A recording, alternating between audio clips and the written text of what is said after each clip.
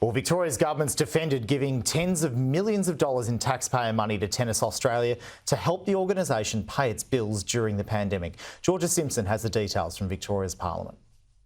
The state government gave Tennis Australia a $63 million taxpayer lifeline just 4 months before record crowds returned to Melbourne Park for the Australian Open. The payment was approved in September 2022. The bailout helped cover the cost of hosting tournaments in line with strict COVID restrictions, including caps on crowd numbers.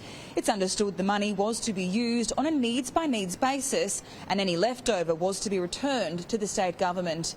It's unclear how much of the money was used. The event on an annual basis brings $357 million of economic return to our city and state each and every year. And there was a period of time where, through the COVID pandemic, where the event, like other businesses, like our health system, like households through the pandemic, needed extra support from the government, and that support was provided. The state opposition is calling for more transparency. We need to keep investing in our major events calendar.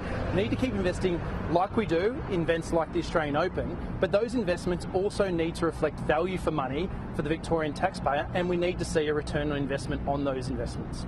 Last year, the event surged back to profitability as record crowds of more than 840,000 people turned out for the Australian Open. This year, crowds will be even bigger. It's expected 1 million people will pack Melbourne Park over the next fortnight. And for more on this, I'm joined now live here in our Melbourne studio by Victoria's opposition leader, John Pesutto. Thanks for coming in.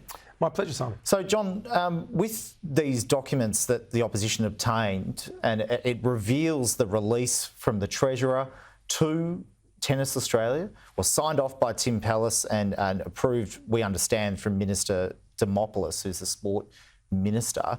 This was 2022, an interesting time there where COVID had sort of wrapped up.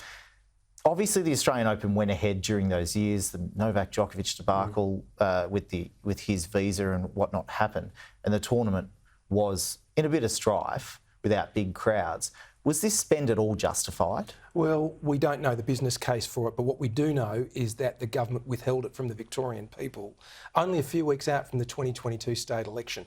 And our concern with all of this, Simon, is that whilst we all love and want to support the Australian Open as a globally significant sporting and cultural event, frankly, for Melbourne and Victoria, it's a great event. We all agree with that. What we're concerned about is the lack of transparency and the ongoing secrecy of the Allan Labor government and the Andrews Labor government before her. We deserve to know about these types of payments. And our questions now are, what other agencies and organisations around Victoria have received substantial amounts of money that the government has withheld from us? What agencies do you think? Well, we don't like know. in the sporting or major. Are you saying it could be in the same field? We're expecting now that payments like this could have been made right across government. So when you've got something like this, which is pretty extraordinary, weeks out from an election, $63 million, and the government kept it secret. And for the benefit of our viewers, the only reason this information has come to light is because my office lodged a Freedom of Information request. Yeah. And that's what it's come to in Victoria. Would your office, if Premier, have signed off on this payment?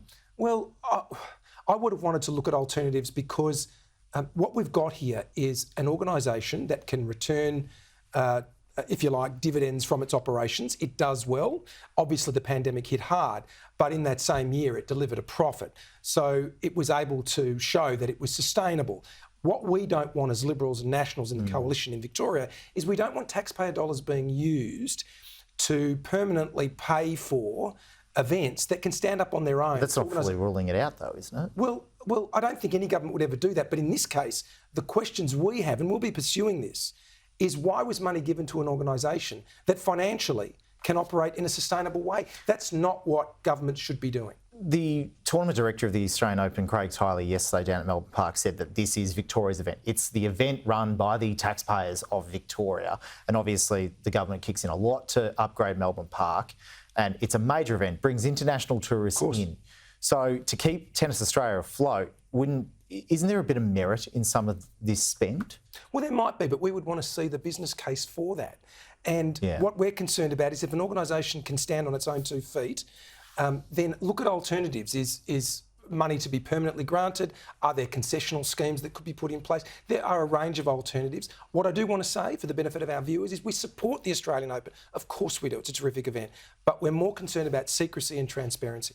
Let me ask you about a couple of other issues. There are 2 Labor MPs that have declared they will not observe the Lord's Prayer at the start of Victorian Parliament, at the start of each sitting day, and that's due to comments made by Pope Francis recently in light of family issues.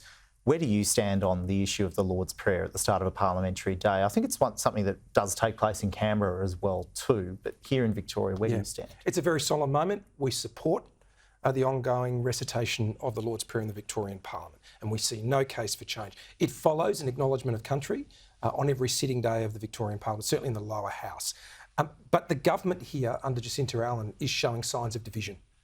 We've seen 2 Labor MPs, one is a parliamentary secretary in Paul Edbrook, who are openly defying the Premier and the Deputy Premier on this. And this isn't the first time we've seen division in the Allan Labor government under Jacinta Allan's leadership. All right, we'll watch and wait that one when Parliament goes back at the start of next month. Just quickly, a lot of talk about supermarkets, cost of living at the moment.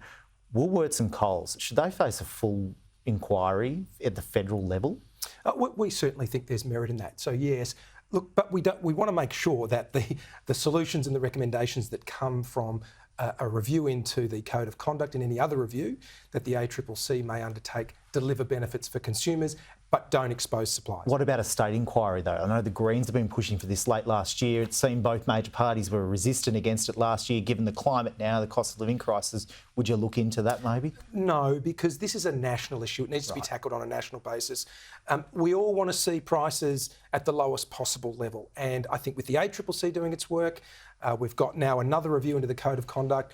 Let's hope and trust that that delivers useful outcomes for suppliers and for consumers. Very good. Appreciate you coming in. You saw Jacinta Allan was on with Neil Mitchell, not with Neil Mitchell, with his replacement, Tom Elliott, this morning on Melbourne Radio 3AW. But Simon, do you reckon she should come in here maybe? Yeah. Jacinta should We did invite the government on, the Minister Demopoulos and but Simon, Premier Allan. you know about me. No matter what the political weather, I'll always show up. All right, that's very good of you. Appreciate that pledge. Anytime. Thanks for your time.